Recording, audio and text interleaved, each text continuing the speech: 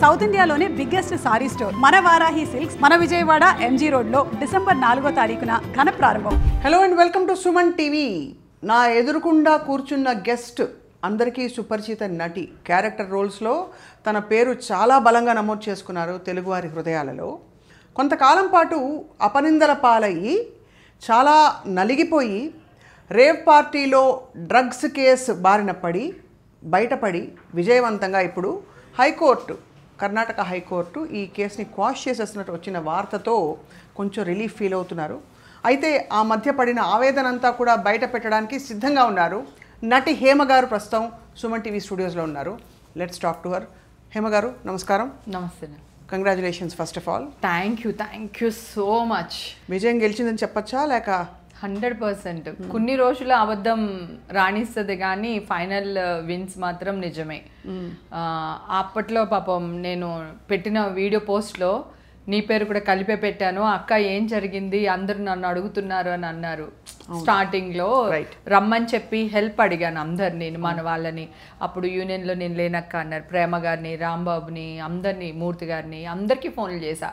నేను తప్పు చేయలేదు, రండి మనం అక్కడికి వెళ్దాం, నాతో పాటు బ్లడ్ టెస్టులు చేపిద్దాము, అఫీషియల్గా పోలీస్ స్టేషన్లో కమిషన్, లేడీ కమిషన్ గారికి ఇద్దాము మనం అని చెప్పి అందరికీ కాల్స్ చేయడం జరిగింది. ఎవరి కాళ్ళు మేము ఊర్లో లేమంటే మేము ఊర్లో లేమన్నారు.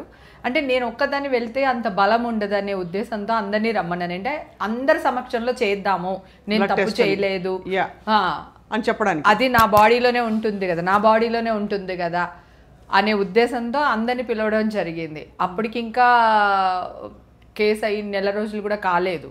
మళ్ళీ వెంటనే డ్రగ్స్ తీసుకుంది, పాజిటివ్ వచ్చేసింది, చార్జ్ షీట్ లో వచ్చేసింది అని చెప్పి ప్రచారం చేశారు. మరి ఎందుకు వచ్చింది అలాంటి ప్రచారం అసలు? ఫస్ట్ ఆఫ్ ఆల్ ఎక్కడి నుంచి? అదే నేను అడుగుతున్నాను కదా. అందరు నా వాయిస్లు కూడా రికార్డ్ చేసి వేసారు కదరా. నేను 2 అడుగులు వెనక్కేస్తే పారిపోతున్నట్టు కాదు, వస్తాను, నేను తెల్ల డ్రెస్ వేసుకోలేదు, నేను నల్ల డ్రెస్ వేసుకున్నాను, బ్లాక్ నైల్ పాలిష్ పెట్టుకున్నాను, నేను కాదు అని ఎంత మొత్తుకుని ఎవరు విన్నారు? 2-3 సూటి ప్రశ్నలు. అసలు హైకోర్టు క్వాష్ చేసింది ఏమని? అంటే మీరు పార్టీలో ఆ రోజు లేరనా, మీరు డ్రగ్స్ తీసుకోలేదనా, అసలు ఈ కేసుకి తావలేదనా, ఏమని? నేను పార్టీకి వెళ్ళలేదని నేను ఎక్కడా చెప్పలేదు. నేను పార్టీకి 18th వెళ్ళాను. పార్టీకి వెళ్ళిన మాట వాస్తవమే, అలాగే వచ్చేసిన మాట కూడా వాస్తవమే. అదే నేను చెప్తున్నాను. మిడ్ నైట్ జరిగింది పార్టీ. 19th మిడ్ నైట్ అంటే 20 తారీఖు పొద్దున్నే కదా 20. అవును, డేట్ మారిపోతుంది కదా. సో నేను వచ్చేసి నేను చెప్పి ఎంత మొత్తుకున్నా, అప్పటికే అందరు ఏమనుకుంటున్నారు, నేను వీడియో పోస్ట్ చేయడం వల్ల మీడియా వాళ్ళు నన్ను ఇది చేస్తున్నారు అని చాలా మంది ఫ్రెండ్స్ అందరూ ఫీల్ అయ్యారు. ఎందుకే వీడియో పెట్టావు, అది పెట్టకుండా ఉండుంటే అయిపోయి ఉండేది కదా, సైలెంట్గా ఉండే. అప్పటికే 500-600 కాల్స్ అటెండ్ చేశాను రా మీడియా వాళ్ళవి. నేను అంటే పార్టీలో ఉన్నారా లేదా, పట్టుబడ్డారా లేదా అంటే లేదు లేదు లేదు లేదు అని చెప్తూనే వచ్చాను. అలా అది ఇంకా కంబ్యాక్ చేయలేక మీరు ఇంకా వీడియో పెట్టాల్సి వచ్చింది. నేను అక్కడ లేను అని. నేను తప్పేం చేశానంటే, నేను పార్టీకి వెళ్ళాను కానీ వచ్చేసాను, హైదరాబాద్లోనే ఉన్నాను, ఇక్కడ చిల్ అవుతున్నానని వివరంగా చెప్పాల్సింది. ఆ టెన్షన్లో 500-600 కాల్స్ మాట్లాడేసరికి నాకే ఒక భయం వచ్చేసింది, ఏంటిది ఇలా న్యూస్ ఎక్కడికో వెళ్ళిపోతుంది అని చెప్పి. కానీ చాలా ట్రామాటిక్ ఎక్స్పీరియన్స్ చాలా. అసలు పోనీ అది అయిపోయిందా, అది వీడియో అలా చేస్తారని చెప్పి మళ్ళీ నేను ఇన్స్టాగ్రామ్లో లైవ్లో ఉంటూ నేను బిర్యానీ చేసి మా ఇంట్లో లొకేషన్ తెలుస్తుంది కదా అని చెప్పి ఇంట్లో వీడియో పెడితే 2 సంవత్సరాల క్రితం చేసిన వీడియో ఇప్పుడు పోస్ట్ చేసింది అని చెప్పి మళ్ళీ దాన్ని ఒక బూత్ చేసేసారు. అంటే కవరప్ చేస్తున్నారని అనుకున్నారు అందరూ. నేను కవరప్ చేస్తున్నాను అనుకున్నారు, కానీ వాళ్ళు చేసిన మిస్టేక్ని వాళ్ళు కవర్ చేయడానికి నేను మాట్లాడిన ప్రతి మాట వాళ్ళు బూత్ చేయడానికి ప్రయత్నం. బిర్యానీ వీడియో ఆ రోజుదే, అలాగే నేను పార్టీ నుంచి వచ్చేసానన్న వీడియో ఆ రోజుదే. నేనేం చెప్తున్నానంటే, బిర్యానీ పెట్టినప్పుడు నేను బ్లాక్ నైల్ పాలిష్తోనే పెట్టాను. ఇది జెల్ నైల్ పాలిష్. మనకి ఆడవాళ్ళు మీకు తెలుసు కదా, జెల్ నైల్ పాలిష్ వెంటనే ఇట్లా అనేస్తే పోయేది కాదు. అది మళ్ళీ మన బ్యూటీ పార్లర్కి వెళ్ళి అటు బర్రమని గోకి దానికి కెమికల్ పెట్టి తీయాల్సిందే. అవును, ఓకేనా. సో నేను బ్లాక్ డ్రెస్ వేసుకున్నాను, పింక్ ఫ్లవర్స్ వేసుకున్నాను. నేను వీడియో పెట్టిన పోస్ట్లో బ్లాక్ ప్యాంట్ వేసుకున్నాను.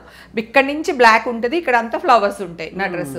ఎవరో ఒక అమ్మాయి వైట్ డ్రెస్ వేసుకున్న అమ్మాయిని పెట్టేసి హేమ హేమ హేమ అని చెప్పేసి వేసేసారు. వేసిన వాళ్ళు వేసినట్టు ఉండకుండా మళ్ళీ నాకే ఫోన్ చేసి మీరు బయటకు వచ్చిన వాళ్ళు లేరు కదా, మీరు ఎక్కడ ఉన్నారని అడుగుతున్నారు. మళ్ళీ ఏది న్యూస్ వేసిన తర్వాత ప్రముఖ ఛానల్ వాళ్ళు. ఎంత అన్యాయం ఆలోచించు నాకు. సో ఆ వీడియోలన్నీ మీ దాకా వచ్చేవి, మీరు చాలా బాధన పడిపోయారు. అయ్యో ఎందుకు రావురా, అందరూ ఫోన్లు చేస్తూనే ఉన్నారు కదా. అమ్మ అయితే హళ్ళిపోయింది అసలు. చాలా అసలు విపరీతమైన ట్రోల్స్. అసలు నేను డ్రగ్స్ తీసేసుకున్న తర్వాత ఈ వీడియో, అసలు ఆ పార్టీలో ఏం జరిగింది? ఆ పార్టీలో అది బర్త్డే పార్టీ ప్యూర్లీ, ఓకేనా. వాడు నా తమ్ముళ్ళు లాంటి వాళ్ళు, 10 సంవత్సరాల నుంచి వాళ్ళు నాకు తెలుసు. వాళ్ళు ఒక క్లబ్ ఓపెన్ చేద్దామా అనుకున్నారు. సో దాన్ని అనౌన్స్మెంట్ తన క్లోజ్ సర్కిల్ ఫ్రెండ్స్ తో చేసుకుందామా అనుకున్నాడు. అక్కడ కొంతమంది తప్పు చేసిన మాట వాస్తవం. వాళ్ళు ఎవరు ఎక్కడ చేశారో మనకు తెలియదు. కానీ పోలీసులకు ఎలా అందింది సమాచారం? ఎలా వచ్చింది అది కూడా మనకి తెలియదు. అసలు మనకి ఏమీ తెలియదు. మీరు మార్నింగ్ ఫ్లైట్ తీసుకుని వచ్చారు తిరిగి? నేను బై రోడ్ వచ్చాను. బై రోడ్ వచ్చాను. 18th టికెట్ వేశారు. నేను రిటర్న్ ఎప్పుడు అయ్యానని టికెట్ వేయలేదు కదా వాళ్ళు. కరెక్టే కదా, రైట్. అసలు ఒక్క క్షణం కూడా ఆలోచించలేదు. ఇవన్నీ పక్కన పెట్టేద్దాం. నేను వాళ్ళ పోలీసులు ఒక ఇష్యూ జరిగిన ప్లేస్కి, అక్కడ మర్డర్ జరిగినా సరే, లేదా డ్రగ్స్ అయినా సరే, బాంబులు పెట్టిన చోటైనా సరే, ఒక ఫంక్షన్ అట్లాంటి ప్లేస్లకి మనం వెళ్ళినప్పుడు మనం ఎంత తొందరగా ఇంటికి వెళ్ళిపోయినా పోలీసులు పిలుస్తారు, ఎంక్వైరీ చేస్తారు. ఇక్కడ మర్డర్ జరిగింది, మర్డర్కి మీకు ఏమైనా సంబంధం ఉందా, ఈ బాంబు వెళ్ళే టైంకి మీరు ఎందుకు వెళ్ళిపోయారు అని అడుగుతారు. అది చట్టంలో వాళ్ళు ఎంక్వైరీ చేస్తారు. వాళ్ళకి ఇది ఉంది. వాళ్ళు నాకు నోటీసులు పంపిస్తున్నారు, హేమకు నోటీసులు పంపిస్తున్నారు, రిప్లై ఇవ్వట్లేదు. ఈవేళ అరెస్ట్ చేస్తుంది హేమని, ఈవేళ అరెస్ట్ చేస్తారు అని చెప్పి మళ్ళీ నా అరెస్ట్ కూడా పోలీసుల కంటే ముందు వీళ్ళే రోజు వేసేస్తున్నారు అరెస్ట్ అని. యూట్యూబ్ ఛానల్స్ ఏంటి, ఛానల్స్ వాళ్ళు కూడా రా నా కర్మకి. యూట్యూబ్ వాళ్ళు ఒక్కళ్ళ మీద తోసేయడానికి లేదు, పెద్ద పెద్ద ఛానల్ వాళ్ళు కూడా అదే చేశారు. ఎందుకు చేస్తుంటారు అలాగా? అంటే ఎందుకు చేశారు? సెలబ్రిటీ అవ్వడం నా కర్మ. లేకపోతే నా 10 డ్రగ్ పార్టీలు ఇదొక డ్రగ్ పార్టీ అయి ఉండేది. ఇప్పుడు నేను సెలబ్రిటీ అవ్వడం వల్ల ఆ పార్టీ అంత ఫేమస్ అయిపోయి అంత చెల్లెల పల్లెలుగా చేసేసారు. ఇంకా ఒక కథని నేను చూశాను. హేమ గారు ఎన్ని సినిమాల్లో నటిస్తున్నారు పర్ ఇయర్, ఆవిడ ఇన్కమ్ ఎంత, అది మెయింటైన్ చేయడానికి, ఆవిడ లైఫ్ స్టైల్ మెయింటైన్ చేయడానికి ఇంకా ఎక్కువ కావాలి. కాబట్టి ఆవిడ ఇంకా కూడా ఏమన్నా చేస్తున్నారా అని రకరకాల స్టోరీలు నేను చూశాను. నేను కూడా I was very appalled and upset. I know ఎందుకంటే నాన్నగారి దగ్గర నేను రీఎంట్రీ అయ్యింది. మదర్ రైటర్ గా నన్ను బయటకు తీసుకొచ్చింది మీ మదర్. నేను పెళ్లి చేసుకుని ఇంట్లో ఉంటే, ఓకేనా. సో ఇప్పుడు అంటున్నారు కదా, ఆడదాని డబ్బులు సంపాదిస్తేనే అంటారా? ఎలా సంపాదిస్తున్నారు? ఏ మగవాడు సంపాదిస్తే, ఇప్పుడు నిన్న కాక మొన్న వచ్చిన క్యారెక్టర్ ఆర్టిస్టులు మగవాళ్ళు ఎన్ని కోట్లు సంపాదిస్తున్నారు? వాళ్ళ లైఫ్ స్టైల్ ఏంటి, వాళ్ళు ఏం చేసి సంపాదించారు అడగరా? ఆడదానే క్వశ్చన్ చేస్తారా వీళ్ళు? అయినా నా లైఫ్ స్టైల్ ఏంటి? ఇల్లు కొనుక్కున్నాను. ఎప్పుడు కొనుక్కున్నాను? క్షణక్షణం తర్వాత నేను ఇల్లు కొనుక్కున్నాను. నా మ్యారేజ్ అయిన 3 yearsకి ఇల్లు కొనుక్కున్నాను. అంటే 93కి నా సొంత ఇల్లు ఉంది, 4 లక్షలు పెట్టి కొనుక్కున్నాను. ఓకే, 10 ఏళ్ల తర్వాత ఆ ఇల్లు సనత్ నగర్ ఇల్లు. అప్పుడే నేను యాక్ట్ చేయడం మొదలు పెట్టా. డాడీ వాళ్ళందరూ వచ్చేవారు నా ఇంటికి. నా ఓన్ హౌస్ అది. నేను దాచుకుని కొనుక్కున్న నా కష్టార్జితం ఇల్లు. దానికి 10 ఏళ్ల తర్వాత దానికి వచ్చిన డబ్బులతో మళ్ళీ మాదాపూర్ ఇల్లు కొనుక్కున్నాను. 13 lakhs లోన్ తీసుకున్నాను. ఆ ఇల్లు అమ్మితే 10 లక్షలు వచ్చింది. 10 లక్షలు ప్లస్ ఇది పెడితే 21 lakhsకి నేను ఇల్లు కొనుక్కున్నాను రా. నా చేతిలో ఉన్న చిల్లర డబ్బులు అవన్నీ వేసుకుని. ఎప్పుడు అతడి సినిమాకి కొనుక్కున్నా. అతడి సినిమాకి నేను 24 లక్షలు కొనుక్కుని ఇల్లు ఇప్పుడు ఎన్ని కోట్లు అయి ఉంటది? అవును, సిగ్గులేవా? చేతకాని మగాడు లేకపోతే చేతకాని వెధవలే ఆడదాని క్యారెక్టర్ మీద వేలెత్తి చూపిస్తారు. అర్థమైందా? ఇప్పుడు ఆడదే ప్రాస్టిట్యూషన్ ఉందా? మగాడు ప్రాస్టిట్యూషన్స్ లేవా? ఆడ పెళ్లి చేసుకోవట్లేదా? మగ పెళ్లి చేసుకోవట్లేదా? అదేంటి? ఈవిడ లైఫ్ స్టైల్కి కారు కొనుక్కుంటే లోన్ రాదా? 25 లక్షలు పెట్టుకుంటే కారు రాదా? నెల లోన్ కట్టుకోలేమా? ఇప్పుడు నేను ఇల్లు కొనుక్కున్నాను డిఎస్ఆర్లో, నా పాత ఇల్లు ఇచ్చేసాను రెంట్కి, ఇప్పుడు కొత్త ఇల్లు కొనుక్కున్నాను, 1.5 లోన్ తీసుకున్నాను. నేను నా దగ్గర నా కష్టార్జితం నేను పెట్టుకున్నాను. అసలు ప్రపంచానికి సంజాయిషి ఇచ్చే పరిస్థితి కదా. ఆడదాన్ని ఎందుకు పాయింట్అవుట్ చేస్తున్నారు అంటున్నాను రా. ఆడది ఎలా సంపాదించిందా అంటే ఒకటేనా? సిగ్గులేవా వీళ్ళకి? అంటే వీళ్ళు గనక కారు కొంటే అంటే వీళ్ళ ఇంట్లో ఉన్న వాళ్ళు ఏదో చేసి వీళ్ళకి ఇస్తున్నట్ట. నిన్న కాక మొన్న వస్తున్న యాంకర్లు అవని లేకపోతే న్యూస్ లీడర్స్ అవని వాళ్ళు తిరిగే కార్లు ఏంటి, వాళ్ళు ఉండే ఇల్లులు ఏంటి, జబర్దస్త్ కమెడియన్స్ చేసుకుంటున్నారా ఇల్లులు? అవును, జబర్దస్త్ వాళ్ళు కార్లు కొనుక్కుంటున్నారా? ఇన్ని 100 సినిమాలు చేశాను, నాకు ఆ మాత్రం ఆస్తి ఉండదా? పోనీ నేను ఏమైనా చెప్పానా నాకు 100 కోట్లు ఉంది 200 కోట్లు ఉందని నేను ఏమైనా చెప్పానా ఎవరికైనా? వాళ్ళే రాస్తాడు మళ్ళీ, ఎవడో ఏదో రాస్తాడు. హేమకి ఎంత వస్తుందో తెలుసా? ఇన్ని 100 కోట్లు ఉన్నాయని రాస్తాడు ఒకడు.